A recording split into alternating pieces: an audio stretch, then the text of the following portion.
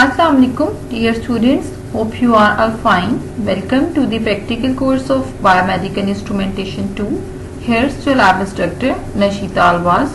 Agenda of your today's experiment basically includes 6 different sections: lab objective, equipment needed for the experimentation, theoretical background of the experiment, lab performance part, results and discussion part, conclusion. The title of your today's experiment is to develop and design the virtual instruments in LabVIEW software. Furthermore, we will design the virtual instrument for the ECG measurement of the human body in LabVIEW software. Equipment needed for the experimentation is LabVIEW software, NALVIS2 series benchtop workstation, NALVIS2 series prototyping board, AC/DC power supply, high-speed USB cable, wires to build the circuit, vernier analog protoboard connector, and the vernier ECG sensor. Firstly, we have to look at the theoretical background of this experiment. So, what is the virtual instrumentation? Now, if I will talk about the traditional desktop equipments, उसमें क्या होता था कि मुझे oscilloscope चाहिए तो separate एक oscilloscope की जरूरत थी। देन मुझे फंक्शन जनरेटर का काम कराना होता था तो वो हमें चाहिए होता था। देन अगर सर्किट में से मैंने अपने वोल्टेजेस और करंट्स को मेजर करना होता था तो मुझे डीएमएम चाहिए होता था।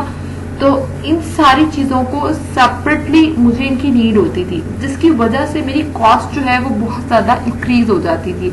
इसके अलावा जो मेरे पास कंट्रोल और ऑटोमेशन का काम था वो बहुत ज्यादा मुश्किल हो गया था, जबकि आजकल जो है हम लोग बहुत ज्यादा ऑटोमेशन और कंट्रोल की तरफ शिफ्ट हो चुके हैं, रियल टाइम मॉनिटरिंग और कंट्रोलिंग की तरफ शिफ्ट हो चुके हैं। तो प्रोडक्टिविटी इंक्रीज करने के लिए हमारे पास हमारी ये नीड बन चुकी है कि हम लोग जो है अपने सारे सिस्टम्स को कंपैक्ट करें और अपने रिजल्ट्स को या अपनी आउटपुट को, अपनी कंट्रोलिंग को सिस्टम्स की सॉफ्टवेयर पर शिफ्ट कर सकें, क्योंकि ऑटोमेशन एक टाइम जो है वो इंक्रीज हो चुका है, सिस्टम जो है ऑटोमेटेड हो चुके हैं, उस पर डिपेंडेंट हो चुके हैं जैसे जैसे डेवलपमेंट होती जा रही है।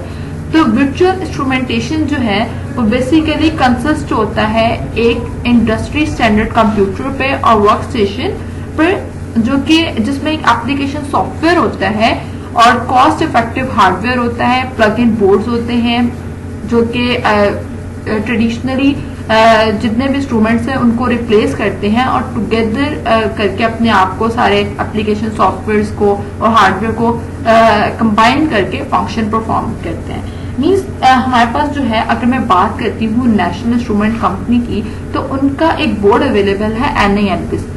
उस पे क्या होता है कि आपको अगर ऑसिलोस्कोप चाहिए तो वो भी उस पर माउंट हुई हुई है, अगर आपको फंक्शन जनरेटर का काम कराना है तो वो भी आपके पास अवेलेबल है, अगर आपने डीएमएम का काम कराना है तो वो भी उस पर अवेलेबल है, वेरिएबल पावर सप्लाई देनी है वो भी उस पर अवेलेबल है।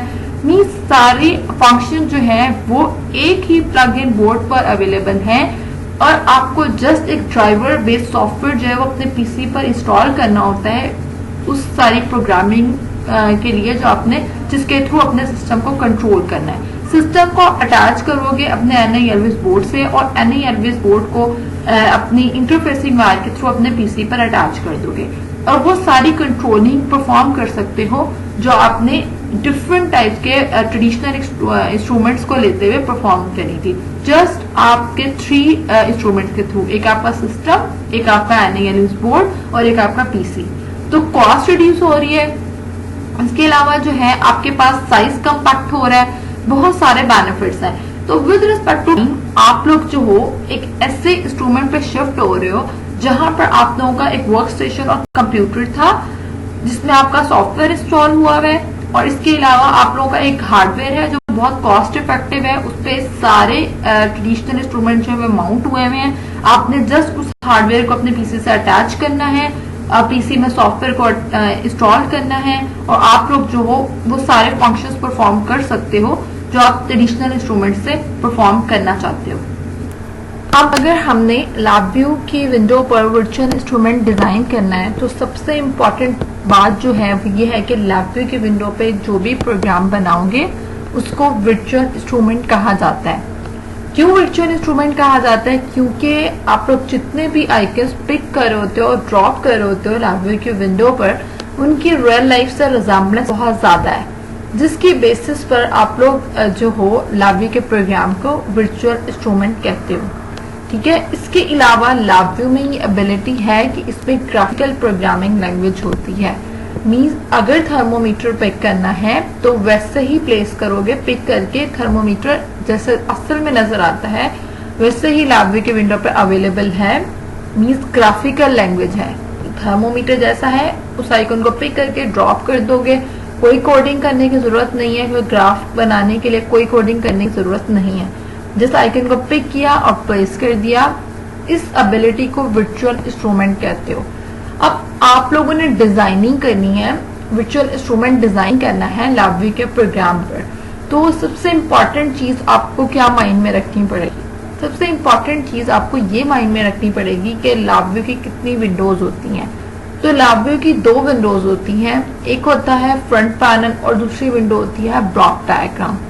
सही है, फ्रंट पैनल जो होता है ना, वो आपके पास यूजर इंटरफेस होता है कि यूजर जो है एक लेमैन है जिसको कोडिंग की कोई नो हाउ नहीं है, उसने जस्ट फ्रंट पैनल LabVIEW का देखना है, इनपुट को चेंज करना है और आउटपुट को एनालाइज कर देना है। ठीक है, इनपुट समटाइम्स आप लोग चेंज भी नहीं कर होते, जस्ट आउटपुट को वो लेमैन देख सकता है। ठीक है, तो रियल टाइम मॉनिटरिंग और कंट्रोलिंग कि आप इनपुट वेरी कर रहे हो और आउटपुट पे क्या उसका इफेक्ट हो रहा है, ये आप लोग फ्रंट पैनल के थ्रू देख सकते हो। ठीक है, इनपुट और आउटपुट की काफी सारी टाइप्स हो सकती हैं। आप न्यूमेरिक ले सकते हो, आप लोग स्ट्रिंग ले सकते हो, आप लोग बूलियन ले सकते हो। तो LabVIEW में इनपुट्स को जो है कंट्रोल हमेशा कहा जाता है और आउटपुट्स को इंडिकेटर कहा जाता है। ठीक है, तो अगर मैं कहूं कि फ्रंट पैनल पे मैंने इनपुट और आउटपुट्स अटैच करनी है, तो 3 टाइप्स की मेरे पास इनपुट और आउटपुट्स हो सकती हैं। Numeric control, numeric indicator, string control, string indicator, Boolean control, Boolean indicator. ठीक है, तो 3 टाइप्स की आपके पास आपके फ्रंट पैनल पे इनपुट और आउटपुट जो है वो आप लोग दे सकते हो। और फिर ये है कि आप लोगों के लिए यूजर इंटरफेस प्लेटफॉर्म है कि यूजर जो है वो इनपुट को चेंज करके आउटपुट का एनालाइज कर सकता है अपने फ्रंट पैनल को देखते हुए। उसके बाद जो सेकेंड विंडो है आपकी, वो है ब्लॉक डायग्राम। ठीक है, ब्लॉक डायग्राम बेसिकली क्या होती है? ब्लॉक डायग्राम वो विंडो है जिसपे LabVIEW का बैकएंड प्रोग्राम आप लोग बनाते हो। ठीक है, अब जैसे मैंने बताया कि फ्रंट पैनल पे आप लोग जो हो इनपुट और आउटपुट दोगे, इनपुट आपने दी, उसमें ऐसा क्या फंक्शन आप परफॉर्म करोगे कि आउटपुट आपकी रिक्वायरमेंट के अकॉर्डिंग आ जाए। तो आउटपुट अपनी रिक्वायरमेंट के अकॉर्डिंग देने के लिए आप लोगों को फंक्शन बनाना पड़ेगा, एक प्रोग्राम बनाना पड़ेगा, एक कोड बनाना पड़ेगा, एक फंक्शनैलिटी जनरेट करनी पड़ेगी जिससे आपकी रिक्वायरमेंट के अकॉर्डिंग आउटपुट आए। तो वो फंक्शनैलिटी जो है वो आप लोग LabVIEW की जिस विंडो पर देते हो उसको ब्लॉक डायग्राम कहते हैं। ठीक है, तो LabVIEW में ये एबिलिटी है कि इसमें ग्राफिकल लैंग्वेज होती है, थर्मोमीटर जैसा रियल में नजर आ रहा होता है वैसे ही LabVIEW में अवेलेबल है। ठीक है, आप लोगों ने जस्ट पिक करना है, ड्रॉप कर देना है, कोई भी लेमैन है वो इजीली अंडरस्टैंड कर सकता है, इनपुट को चेंज करते हुए आउटपुट को देख सकता है कि अगर मैं टेम्परेचर चेंज कर रही हूँ, ठीक है, तो थर्मोमीटर में नजर आ रहा है कि टेम्परेचर मेरा इतना इंक्रीज या डिक्रीज हो रहा है। तो बेसिकली LabVIEW जो है इसके प्रोग्राम को इसीलिए वर्चुअल इंस्ट्रूमेंट कहा जाता है क्योंकि इसकी रियल लाइफ से बहुत ज्यादा रिजेम्बलेंस है। तो 2 विंडोज पे आप लोग कोडिंग करोगे, फ्रंट पैनल पे इनपुट और आउटपुट दोगे, ब्लॉक डायग्राम पे उन इनपुट और आउटपुट के दरमियान में फंक्शंस जनरेट करोगे। सही है, तो इस लैब में हम लोग एक जानल सा एक्सपेरिमेंट कर लेते हैं कि आप लोग LabVIEW की विंडो पर LabVIEW को यूटिलाइज करते हुए कैसे वर्चुअल इंस्ट्रूमेंट के फिनोमेना को समझ सकते हो, कैसे व्याय बना सकते हो LabVIEW की अपने हार्डवेयर को अपने पीसी से कनेक्ट करते हुए। सो वर्चुअल इंस्ट्रूमेंट की प्रॉपर अंडरस्टैंडिंग के लिए आपके LabVIEW सॉफ्टवेयर पर आप लोग जो हो आज की लैब में ECG का वर्चुअल इंस्ट्रूमेंट या प्रोग्राम डिजाइन करोगे अपने LabVIEW सॉफ्टवेयर पर। सही है, तो ECG बेसिकली क्या चीज होती है? अब ECG या EKG जो है वो बेसिकली 3 चीजों का कॉम्बिनेशन है। ठीक है, 3 चीजों का, किन चीजों का कॉम्बिनेशन है? E मीन्स इलेक्ट्रिकल, ठीक है, इलेक्ट्रिकल से रेलेवेंट। K या C जो है कार्डियो, G ग्राम मतलब विजुअलाइज, ठीक है। तो तीन चीजों का कॉम्बिनेशन E इलेक्ट्रिकल पोटेंशियल को शो कर रही है, K या C जो है वो बेसिकली आप लोगों के पास कार्डियो को शो कर रहा है, हार्ट को शो कर रहा है, और G आपके पास जो है विजुअलाइज करने के लिए एलिमेंट को शो कर रहा है। तो बेसिकली इलेक्ट्रोकार्डियोग्राम जो है वो एक ऐसा टेस्ट है जो चेक करता है कि हमारा हार्ट जो है वो प्रॉपरली जो है फंक्शनिंग कर भी रहा है या नहीं। किस तरह से ये एनालाइज करता है, किस तरह से ये चेक करता है कि हमारा हार्ट प्रॉपरली फंक्शनिंग कर भी रहा है या नहीं, ये electrical activity of the heart को मेजर करता है, ठीक है। ईसीजी टेस्ट जो है वो electrical activity of the heart को मेजर कर रहा होता है। हर आपकी जो ईच हार्ट बीट होती है ना, उसके अकॉर्डिंग एक इलेक्ट्रिकल पल्स जनरेट होती है, और आप उस पल्स के थ्रू एनालाइज करते हो कि आपका हार्ट प्रॉपरली वर्क कर रहा है या नहीं।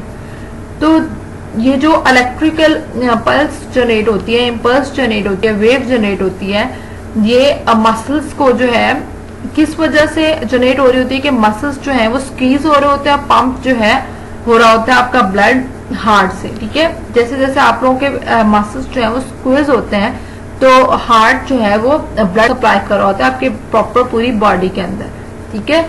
तो ईसीजी क्या है, उस चीज को मेजर कर रहा है कि आपका हार्ट जो है वो प्रॉपरली ब्लड सप्लाई कर भी रहा है या नहीं, ठीक है।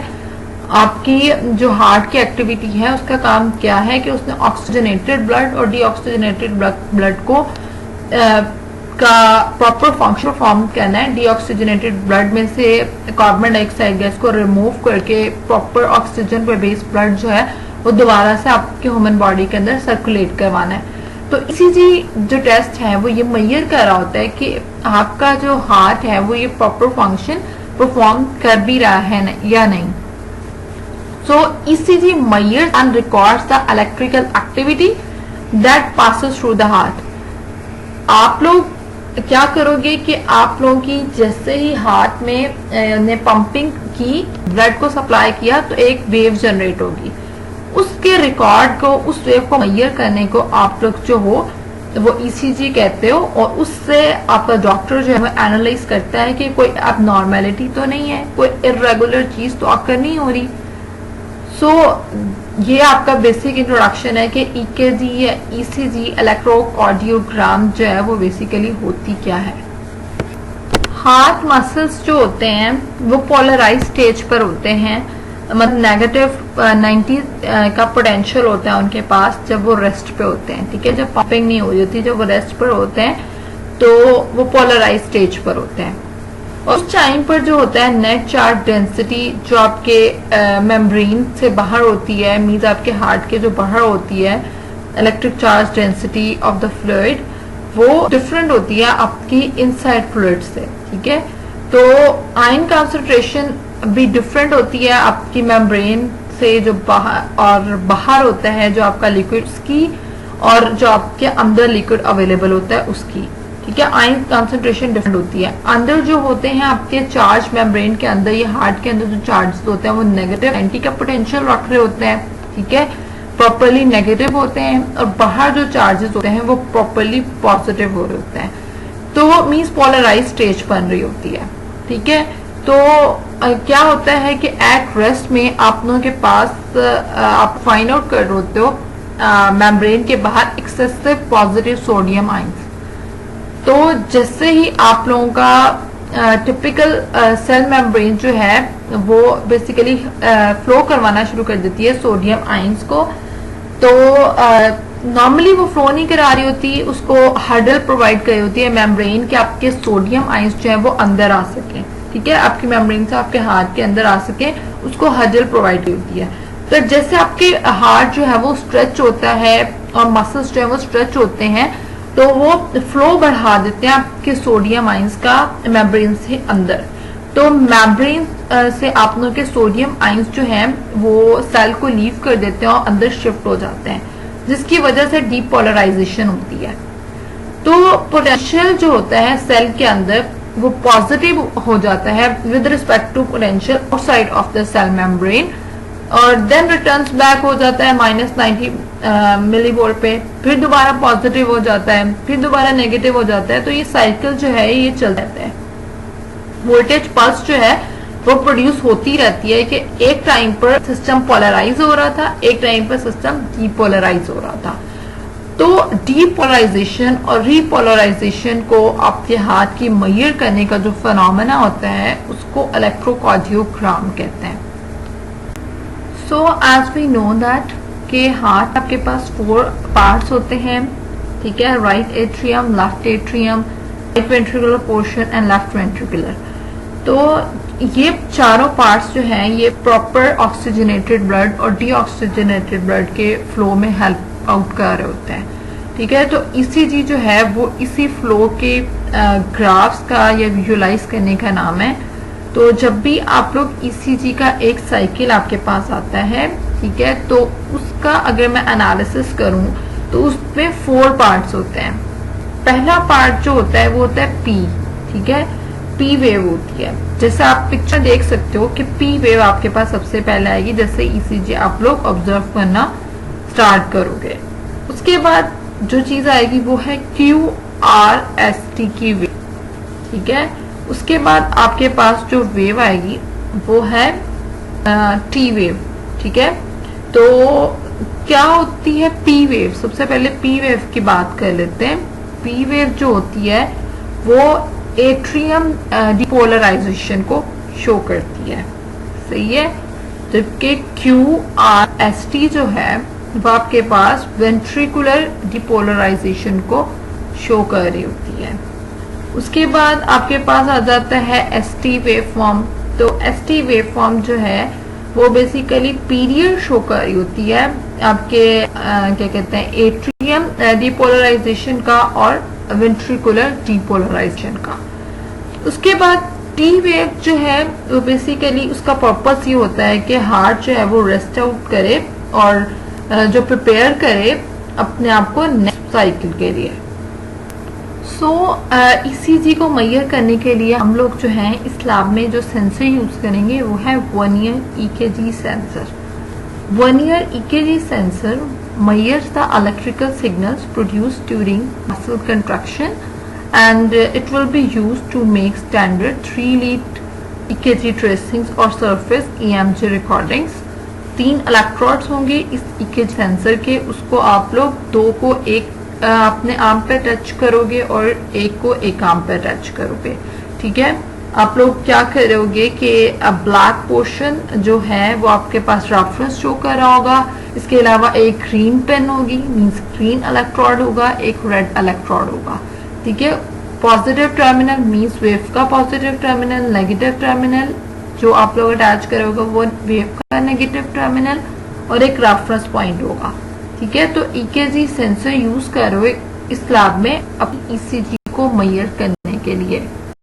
अब अगर मैं स्पेसिफिकेशन की बात करूं तो जो ऑफसेट होता है इस EKG वर्नियर EKG सेंसर का वो लाइक 1 वोल्ट तक है, और अगर मैं इसकी गेन आउटपुट वोल्टेज की बात करूं तो वो 1 मिली वोल्ट बॉडी पोटेंशियल के अकॉर्डिंग जो है आपको आउटपुट दे रहा होता है।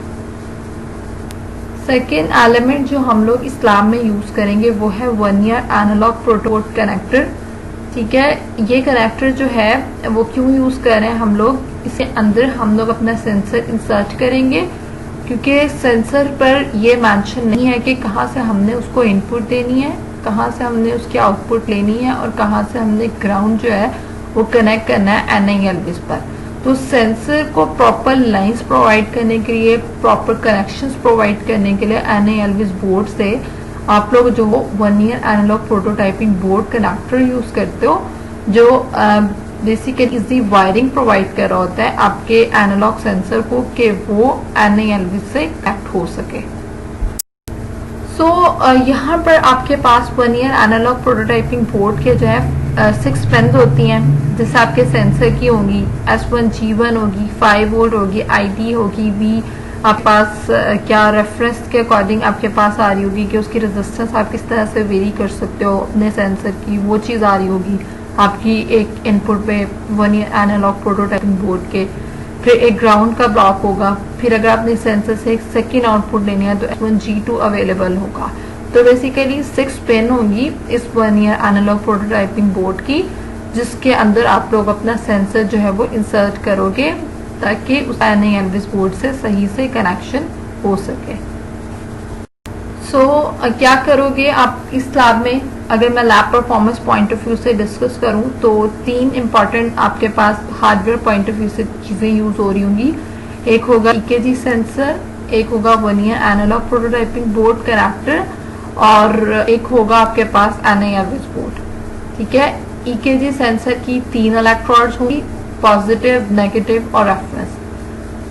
पॉजिटिव, नेगेटिव और रेफरेंस को अपने दोनों आर्म्स पे आप लोग अटैच कर लोगे, तीनों प्रॉप्स को। ठीक है, उन तीनों प्रॉप्स को अटैच करोगे। उसके बाद जो है EKG सेंसर की जो आउटपुट पिन है उसको इंसर्ट कर दोगे 1 ईयर एनालॉग प्रोटोटाइपिंग बोर्ड के अंदर।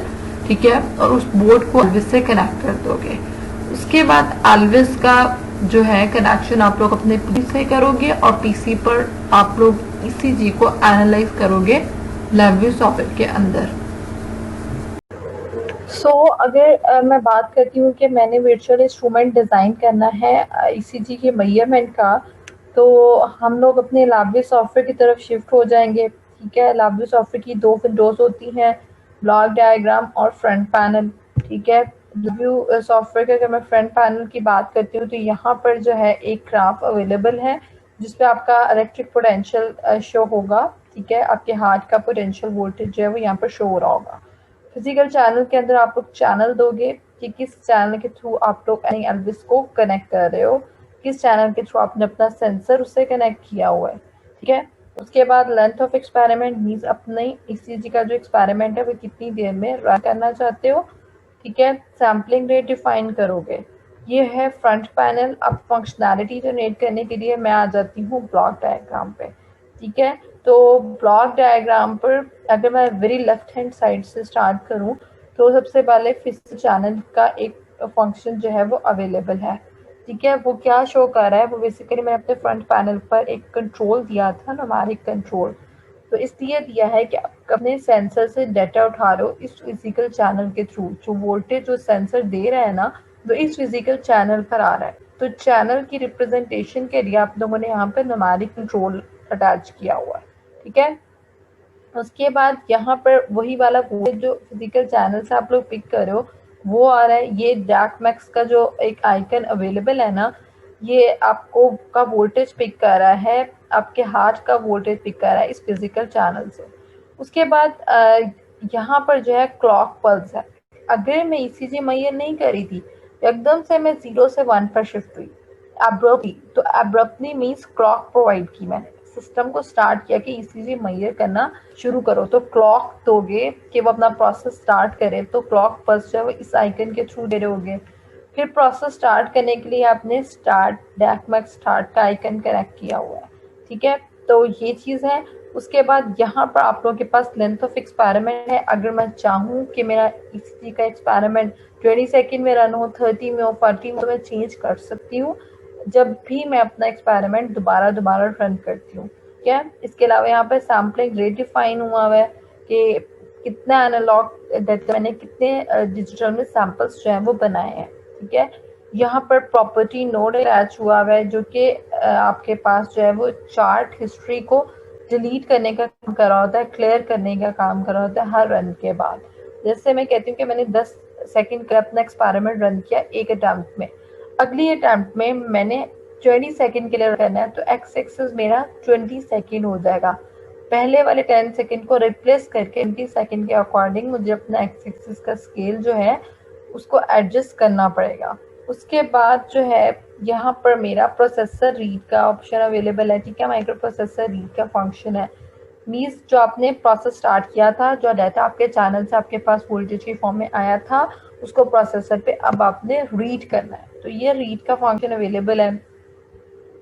उसके बाद ये क्या है कि आप लोग जो हो आपने रीड कर लिया, अब बस आपने हार्ट रेट का सिग्नल जो है वो शो करना है। तो यहाँ पे ये जो आपके पास वेव फॉर्म है ये हार्ट रेट का सिग्नल शो कर रही है। विद रिस्पेक्ट टू टाइम, किस तरह से टाइम चेंज हो, आपके पास हार्ट रेट का सिग्नल जो है वो आ जाए। ठीक है, उसके बाद आपके पास जो है अरे साइज है। ठीक है, अरे साइज की फॉर्म में ही आप लोगों का हार्ट रेट का सिग्नल सारा आपको मिल रहा है। ठीक है, ये वेट सिग्नल है कि हर जो आपके पास क्लॉक पल्स आ रही है वो कितने टाइम ड्यूरेशन के बाद आए। तो हर क्लॉक पल्स जो है वो 100 मिलीसेकंड के पास आपको मिल रहा है। हर स्टेप, हर जो ईसीजी की क्या होती है, कॉन्टिन्यूस वेवफॉर्म हमारी होती है PQRST, एक साइकिल दूसरा साइकिल। तो एक साइकिल कंप्लीट होने के बाद जो दूसरे साइकिल पे आपने जाना है, तो उसमें जो आपके पास डे आता है, वेट सिग्नल आप लोग देते हो, वो इस वेट के ब्लॉक के थ्रू देते हो और 100 सेकेंड यहाँ पर यूज करोगे। ठीक है, उसके बाद यहाँ पर जो एक ब्लॉक अवेलेबल है ये राइट का है कि आपके डाटा ने जो प्रोसेसर पे अपना डाटा, अपना रिकॉर्ड जो है वो रीड किया है, अब वो राइट हो जाए। तो अगर आप इस मेजरमेंट फाइल को यूज करते हुए आप लोग जो हो क्या कहते हैं, अपने रूट के थ्रू आप लोग जो हो अपने आईपैड वगैरह पे या नोटपैड वगैरह पे अपने डाटा को एनालाइज करके उसको शो करवा सकते हो। ठीक है, कि आप लोग एक पल्स जो थी उसमें इतनी वेरिएशन थी, उसमें P इतना था, Q इतना था, R इतना था, S इतना था, अगला साइकिल आया उसमें इतनी वेरिएशन थी। तो हर वेरिएशन को आप लोग जो नोट पैड पर आपके पास रिजल्ट्स आ सकते हैं इस राइट वाले ब्लॉक को यूज करते हुए। फर्दर वो यहाँ पर जो है मैंने वाइल लूप अटैच की हुई है। हमें पता है वाइल लूप ने तब फंक्शन जो है परफॉर्म करना होता है जब आपके पास कंडीशन सेटिस्फाई हो। अब जब भी ईसीजी की वेव फॉर्म का सिग्नल आएगा, क्लॉक पल्स प्रोड्यूस होगी, तो आप लोगों की जो वाइल लूप है ये अपने आप को जो है वो रन करेगी और आपके पास heart signal with respect time आ रहा होगा। ठीक है, तो ये आपके पास बेसिक वर्चुअल इंस्ट्रूमेंट डिजाइनिंग है आपके ईसीजी मेजरमेंट की लावे सॉफ्टवेयर पर। हमारे पास ईकेजी सेंसर है जो बेसिकली मेजर कर रहा होता है कार्डिक इलेक्ट्रिकल पोटेंशियल वेवफॉर्म्स को। और अगर मैं देखूं कि इसकी आउटपुट पर, तो इसकी ये वाली जो वाइट कलर की आउटपुट है, इस पर वोल्टेज प्रोड्यूस हो रहा होता है जिस तरह से आपका हार्ट जो है वो कंट्रैक्ट कर रहा होता है। सही है, तो इसकी 3 पिन्स होती हैं, 3 इनपुट पिन्स होती हैं। एक ये ग्रीन पिन है, एक ये रेड पिन है और एक ये ब्लैक पिन है। इसमें से एक पिन जो है वो ग्राउंड होती है, एक पिन जो है आपके पास पॉजिटिव टर्मिनल होता है, एक पिन जो है वो नेगेटिव टर्मिनल होता है। जैसे जैसे आपके आर्म्स, आपके मसल्स ये चीज़ें कंट्रैक्ट करती हैं तो आपके पास वोल्टेज प्रोड्यूस होता है, एक वेवफॉर्म बनती है आपके कंप्यूटर पे जो कि आपकी हार्ट की इलेक्ट्रिकल पोटेंशियल को शो कर रही होती है। तो बेसिकली यहाँ पर आपको इन्होंने कनेक्शंस बताए हुए हैं कि आपने अपने आर्म, लेफ्ट आर्म पर रेड पॉजिटिव अटैच करनी है पिन, जो मेरी ये है, इसको आप अपने रेड जो पिन है आप अपने लेफ्ट आर्म पर अटैच करोगे। उसके बाद जो ब्लैक पिन है उसको अपने हाथ के करीब अटैच करोगे, ये ब्लैक पिन है, ये ग्राउंड के तौर पर वर्क कर रही होती है। और उसके बाद ये जो ग्रीन पिन है ये नेगेटिव टर्मिनल है, वेवफॉर्म का नेगेटिव टर्मिनल आपको बता रही होती है। तो बेसिकली ये ईकेजी सेंसर है जो कि आपका इलेक्ट्रिक पोटेंशियल मेजर कर रहा होता है आपके हार्ट का। अब यहाँ पर जो इसकी ये वाली आउटपुट पिन है इस पर डिफाइन नहीं है कि इसमें से कौन सा ग्राउंड है, कौन सा आपके पास जो है वो 5 वोल्ट की सप्लाई कहाँ पर अटैच होनी है इस सेंसर के लिए। तो इसके लिए हम लोग जो है इसको एक और कनेक्शन यूज करेंगे, एक और इक्विपमेंट यूज करेंगे इस सेंसर को NALV से अटैच करने के लिए।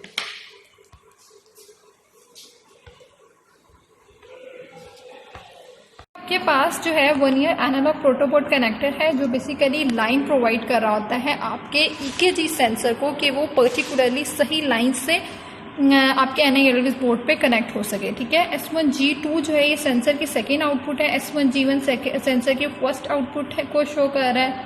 फिर यहाँ पर 5 वोल्ट की सप्लाई अवेलेबल है। देन आपके पास जो है वो रेजोल्यूशन का एक ब्लॉक अवेलेबल है, देन एक ग्राउंड का ब्लॉक अवेलेबल है।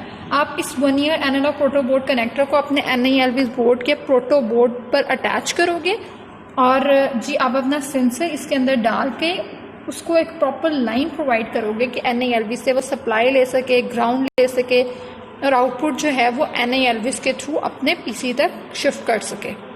लाभ क्या है कि आप लोगों ने NALV बोर्ड को यूटिलाइज करना है, उस पर टेम्परेचर सेंसर को अटैच करना है और वो टेम्परेचर सेंसर जो है वो ह्यूमन बॉडी की फिंगर टिप का टेम्परेचर मेजर करेगा और आपके पास ग्राफ्स जो हैं वो कंप्यूटर पे नजर आएंगे। अब NILVIS बोर्ड क्या चीज़ है, इस चीज़ को हम फर्स्टली देख लेते हैं।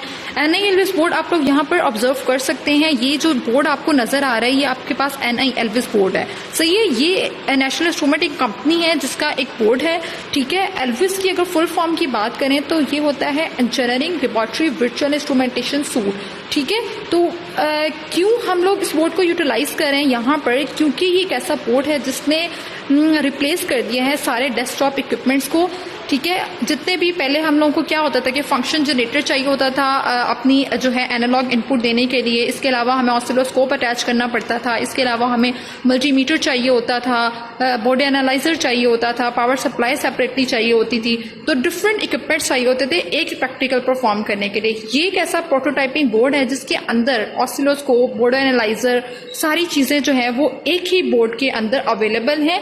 ऐसा नहीं है कि आपको फंक्शन जनरेटर चाहिए तो आप सेपरेटली उसको कनेक्ट करो, आपके पास इस डिवाइस के अंदर फंक्शन जनरेटर भी अवेलेबल है, इसके अंदर ऑसिलोस्कोप भी अवेलेबल है, इसके अंदर फ्यूज भी अवेलेबल है, इसके अंदर पावर सप्लाई भी अवेलेबल है, ठीक है। इसके अंदर ईच एंड एवरीथिंग अवेलेबल है। आपने जस्ट ये बोर्ड पिक करना है और इसको आपने यूज करना है अपने एक्सपेरिमेंट को परफॉर्म करने के लिए, ठीक है। तो अगर मैं इसकी बात करती हूँ कि ये किन दो पार्ट्स पे जो है वो कंसिस्ट कर रहा है, तो इसके दो पार्ट्स हैं। एक ये पार्ट है ब्लू वाला जो आपको फर्स्ट पे नजर आ रहा है, ठीक है, और नीचे वाले की अगर मैं बात करती हूँ तो ये मेरे पास जो है NILVIS सीरीज का एक बेंचटॉप वर्क स्टेशन है, ठीक है। तो वर्क स्टेशन व्हाइट वाला है और ये जो ऊपर वाला है ये NILVIS सीरीज प्रोटोटाइपिंग बोर्ड है। क्यों हम जो ब्लू वाला पार्ट है इसको अटैच करते हैं, किस तरह से अटैच करते हैं, यहाँ से अगर मैं इसको बात करूँ तो आप इसको सेपरेटली जो है डिस्कनेक्ट कर सकते हैं, ठीक है, प्रोटोटाइपिंग बोर्ड को अपने NILVIS के बेंच से, ठीक है, बेंच से। तो किस लिए हम अगर बात करते हैं कि हम लोग क्यों इसको यहाँ पर यूटिलाइज करें, तो वो हम यहाँ पर इसको यूटिलाइज करने का मकसद ये है कि हम लोग जो इस ब्लू वाला जितना भी पार्ट है इस पर जो है आप लोग कनेक्शंस कर सकते हो, अपना सर्किट बना सकते हो, ठीक है। और जो ये व्हाइट वाला पार्ट है इसके थ्रू जो है आप different cables, scopes, function generator, variable supply, board analyser का काम करवा सकते हो, ठीक है। तो क्या करता है व्हाइट पार्ट जो है, इस पे आपके पास एक ब्रेडबोर्ड अवेलेबल है, ठीक है, उस पे आप अपने सर्किट बनाओगे, सेंसर्स लगाओगे, जो आप लोगों ने फंक्शन परफॉर्म करना है, जो इनपुट्स आउटपुट्स देनी है वो यहाँ से अटैच करोगे। अब उन इनपुट आउटपुट को जो आपने सप्लाई देनी है और जो आपने ऑसिलोस्कोप्स वगैरह के थ्रू आउटपुट को एनालाइज करना है, उसके कनेक्शंस जो है वो आप लोग इन व्हाइट वाले बोर्ड पे अवेलेबल पिन से कर सकते हो, ठीक है। अगर मैं अब इन पिन्स की बात करूं कि यहाँ पर क्या क्या कुछ अवेलेबल होता है आपके पास, तो अगर ये आप लोग सबसे पहले एनालाइज करो तो यहाँ पर आपके पास ये जो कनेक्शन है, ठीक है, इसके ये एक स्विच है। जैसे ही मैं अपनी पावर सप्लाई को पीछे से ऑन करती हूँ, ठीक है, मैंने अपने पावर सप्लाई को यहाँ से पीछे से ऑन किया है तो, और इस स्विच को ऑन करती हूँ, सही है। तो इस स्विच को मैंने फ्लिप किया, तो फ्लिप करने के बाद मेरे पास क्या होगा, प्रोटोटाइपिंग बोर्ड जो है ग्रीन कलर की LED आपको नजर आ रही है, वो बेसिकली ये शो कर रही है कि पावर जो है वो मिल चुकी है, मतलब आपके पास इलेक्ट्रिसिटी मिल चुकी है इस बोर्ड को कनेक्ट करने के लिए। अब अगर मैं बात करती हूँ NILVIS बोर्ड की पिन कॉन्फ़िगरेशन की, ठीक है, तो यहाँ पर वेरिएबल पावर सप्लाई का एक ब्लॉक अवेलेबल है जहाँ से आप लोग जो हो वेरिएबल पावर सप्लाई जो दे सकते हो, 0 से पॉजिटिव 12 वोल्ट और 0 से नेगेटिव 12 वोल्ट की पावर सप्लाई आप दे सकते हो, ठीक है। इसके अलावा यहाँ पर जो है मैं बात करती हूँ अगर फंक्शन जनरेटर की, तो एम्पलीट्यूड आपने चेंज करना है, अपनी इनपुट सिग्नल का फ्रिक्वेंसी चेंज करनी है तो वो यहाँ से देख सकते हो। फिर यहाँ पर आपके पास फंक्शन जनरेटर का ब्लॉक अवेलेबल है जिसके जो आप लोग वो दे सकते हो, ठीक है। यहाँ पर स्कोप्स के चैनल्स 2 अवेलेबल हैं, यहाँ पर डिजिटल मल्टीमीटर का ब्लॉक अवेलेबल है, यहाँ पर फ्यूज अवेलेबल है, ठीक है। यहाँ पर अगर मैं देखती हूँ तो ये वाली जो पर्टिकुलर चीज़ है यहाँ से आप एनालॉग पिन्स को कनेक्ट कर सकते हो, ठीक है। यहाँ से आप लोग जो हो डिजिटल पिन्स को कनेक्ट कर सकते हो, 23 चैनल्स होते हैं, मतलब 23 टाइप्स की डिजिटल इनपुट्स दे सकते हो, ठीक है। यहाँ से आप लोग डिजिटल आउटपुट्स को एनालाइज कर सकते हो। फर्दर मोर यहाँ पे अगर मैं बात करती हूँ तो यहाँ पे पावर सप्लाई दे सकते हो, पॉजिटिव 15 वोल्ट, नेगेटिव 15 वोल्ट और positive 5 volt ground, DC power supply दे सकते हो, ठीक है। और यहाँ पर जो है आप लोग इम्पीडेंस को एनालाइज करना है अपने सर्किट की, फंक्शन जनरेटर को कनेक्ट करना है, तो इन पोर्ट्स के थ्रू जो है वो कनेक्ट कर सकते हो। और अगर मैं बात करती हूँ फंक्शन जनरेटर की इनपुट्स को अटैच करने की, तो यहाँ से फंक्शन जनरेटर की इनपुट्स को वो आप लोग अटैच कर सकते हो। एनालॉग सेंसर्स जो है आपके पास 7 अवेलेबल है, 7 एनालॉग पिंस जो है मतलब इनपुट्स जो है वो आप दे सकते हो यहाँ पर। ये प्रोटोटाइपिंग बोर्ड है आपके पास, जिसके ऊपर आप लोग जो कोई भी सर्किट्स बनाते हो जो आपने परफॉर्म करने होते हैं। जैसे आज के लिए में हमारा टेम्परेचर सेंसर है, तो मैं जो हूँ क्या करूंगी, अपने टेम्परेचर सेंसर को यहाँ पर माउंट कर दूंगी, ठीक है, इस Vernier analogue prototyping board connector के थ्रू, ठीक है। अपना सेंसर यहाँ पे कनेक्ट करूंगी इसके अंदर, सही है। और इस प्रोटोटाइपिंग बोर्ड के अंदर मैं जो है वो अटैच कर दूंगी इसको, मैं NILVIS के कनेक्टर पार्ट पर, मतलब इस प्रोटोटाइपिंग बोर्ड जो है उस पर दे दूंगी, ठीक है। और इस बोर्ड जो है सीरीज प्रोटोटाइपिंग बोर्ड को जो है मैं अटैच कर दूंगी अपने NILVIS बोर्ड के वर्क स्टेशन से, जो व्हाइट पार्ट है मेरा, ठीक है, उससे अटैच कर दूंगी। उसके बाद मैं क्या करूंगी कि मैं चेक करूंगी कि मेरा जो NILVIS बोर्ड है वो कंप्यूटर से कनेक्टेड है भी या नहीं, क्योंकि हमने अपनी वेवफॉर्म्स को बेसिकली कंप्यूटर पे एनालाइज करना है, ठीक है। तो यहाँ पर ये जो एक बोर्ड आपके पास अवेलेबल है, वायर्ड अवेलेबल है, ये वाली, इसके थ्रू जो हो आप लोग कंप्यूटर से कनेक्शन करते हो। इस पोर्ट को यहाँ से कनेक्ट करोगे और इस वायर को लेकर आके आप लोग जो अपने किसी पोर्ट से कनेक्ट कर दोगे, जैसे मैंने यहाँ पर ये पोर्ट से कनेक्ट किए हुए है, ठीक है। इसके बाद इस बोर्ड को सप्लाई चाहिए ऑपरेट करने के लिए, तो ये वाली जो पेन है इसको आप लोग जो अपनी AC पावर सप्लाई दे रहे होगे इस बोर्ड को बेसिकली ऑपरेट करने के लिए। अब मैंने क्या किया कि मैंने यहाँ से इसको ऑन कर दिया स्विच को। अब यहाँ पर आप लोग देखो कि ये दोनों स्विच ऑन हो जाएंगे, ठीक है। अब ये जो ग्रीन वाला बटन है ये शो कर रहा है कि मैंने इसको AC सप्लाई से कनेक्ट कर दिया है और मेरे बोर्ड को जो है वो पावर सप्लाई मिल रही है, ठीक है। और यहाँ पे जो ऑरेंज और येलो टाइप की जो LED आपके पास अवेलेबल है वो ये शो कर रही है कि आपने USB कनेक्शन जो इस वायर के थ्रू अपने लैपटॉप या कंप्यूटर से इसको कनेक्ट करने के लिए किया था वो भी आप लोगों ने कनेक्ट कर दिया है। मतलब आपका NILVIS बोर्ड को पावर सप्लाई भी मिल रही है क्योंकि ग्रीन LED ऑन हो रही है और AC सप्लाई मिल रहा है इसको, और ऑरेंज LED ऑन हो रही है, वो ये शो कर रही है कि आपके पास जो है आपका बोर्ड कंप्यूटर से या लैपटॉप से आपके कनेक्टेड है। इसकी इंटरफेसिंग हो गई है आपके कंप्यूटर या लैपटॉप से और आप अपनी वेवफॉर्म्स को एनालाइज कर सकते हो, ठीक है। मैं बात करती हूँ कि आपने अपने जो EKG सेंसर है उसको Vernier analog proto board connector से कैसे कनेक्ट करना है और Vernier analog proto board connector को अपने LVIS से कैसे कनेक्ट करना है और आपके अपने LVIS को आप लोग अपने PC से कैसे कनेक्ट करोगे। तो सबसे पहले ये जो आपका EKG सेंसर है इसको पिक करोगे, ठीक है। इसका ये वाला जो ब्लॉक है इसको अपने इस Vernier analog proto board connector के अंदर इंसर्ट कर दोगे। उसके बाद जो Vernier analog proto board connector है इसको NILVIS की यहाँ पर मैंने रखा हुआ है, सही है, इंसर्ट किया हुआ है इस ब्रेडबोर्ड पर। फिर यहाँ से मैं कुछ इस तरह से कनेक्शन करूँगी कि यहाँ पर जो S1G1 है इससे सेंसर की जो है आउटपुट मेरे पास आ रही है, ठीक है। S1G1 बेसिकली सेंसर की आउटपुट को शो कर रहा है, तो मैं ब्लू वायर लेकर इसको मैं अटैच कर दूंगी अपने पॉजिटिव एनालॉग चैनल से। उसके बाद नेगेटिव एनालॉग जो चैनल है उसको मैं अपने Vernier analog proto board connector के ग्राउंड से अटैच कर दूंगी, ठीक है। उसके बाद जो इसका ग्राउंड का सेकेंड पिन मैं ब्राउन कलर की वायर लेके उसको NILVIS बोर्ड के ग्राउंड से अटैच कर दूंगी। उसके बाद NILVIS का जो 5 वोल्ट है उसको 5 वोल्ट लेकर मैं जो हूँ अपने यहाँ पर 5 volt Vernier analog proto board के 5 वोल्ट से अटैच कर दूंगी। ये बेसिकली सेंसर को इनपुट देने का काम कर रहा है, ठीक है। उसके बाद ये मेरा सेंसर हो गया connect Vernier analog proto board connector से। प्रोटो बोर्ड कनेक्टर को हमने LVIS पे कनेक्ट कर दिया। उसके बाद यहाँ से मैं कनेक्शन को ऑन करूँगी, सप्लाई को पहले ऑन करूँगी, फिर यहाँ से ऑन करूँगी। देन ये जो है मोटी वाली जो हमारे पास पेन है ये वाली, ये बेसिकली सप्लाई के लिए यूज़ हो रही है और ये जो है LVIS का PC से कनेक्शन करने के लिए यूज़ हो रही है। तो यहाँ से मैं वायर को लेते हुए अपने PC के अंदर दे दूँगी, मतलब मैंने इंटरफेस कर दिया अपने NILVIS को अपने कंप्यूटर से। So this is how I can connect the EKG sensor with NILVIS and NILVIS with the PC or the laptop. अब मैंने EKG सेंसर के तीनों इलेक्ट्रोड्स को अपने ह्यूमन बॉडी से अटैच किया और उसके बाद उसको NILVIS से अटैच कर दिया। तो NILVIS को अगर मैं PC से अटैच करूँगी और अपने फ्रंट पैनल को LabVIEW सॉफ्टवेयर के रन करती हूँ तो मेरे पास ये वेवफॉर्म आती है जो बेसिकली मेरी ECG मेजरमेंट की वेवफॉर्म है। ठीक है, यहाँ पर आप लोग PQRST बेस्ड वेवफॉर्म्स को एनालाइज कर सकते हैं। और यहाँ पर आप लोग क्या करोगे, डिवाइस दोगे कि कौन सी आप डिवाइस के थ्रू जो है अपना डाटा पिक करो, NILBIS कौन से पोर्ट से आप लोगों को डाटा दे रहा है।